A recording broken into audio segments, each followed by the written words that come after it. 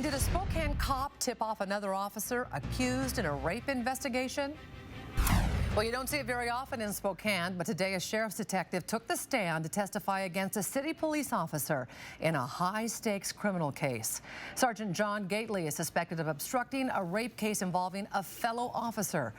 Some of the prosecution's best evidence involves cell phone records that show moments after Gately called Sergeant Gordon Ennis, that officer was dialing up local defense attorneys. KXLY4's Jeff Humphrey working for you. He was in Spokane Superior Court, joins me now on the set. And Jeff, Gately accused of robbing detectives of some pretty important DNA evidence. Nadine, this case is about the sexual assault of a female police officer at a party where the suspect's hands were allegedly involved, and one of the most obvious places to look for the victim's DNA. Sergeant Gately is accused of warning the suspect that that was about to happen.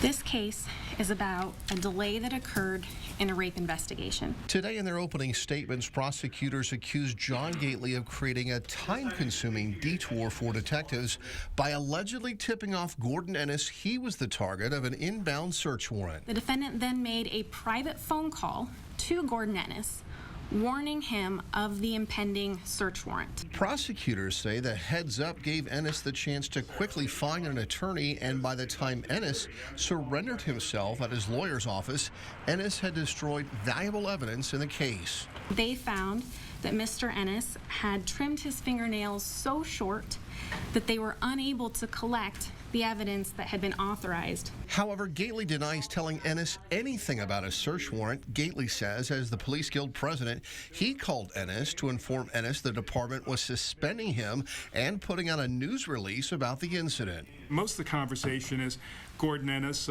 wanting to explain his side of the story, to which John says, look, I don't want to hear your side of the story. Please don't tell me. I'm going to tell you what the procedure is going to be going forward. The defense also contends that as a sergeant, Ennis had investigated a lot of sexual assaults and from his previous experience already knew a warrant would be coming. Nor did in any way John provide what he believed was any confidential information to anybody that would have impeded this investigation. Now, regrettably, there are a lot of other people out there that could actually give this jury a much better idea of exactly what happened in this case.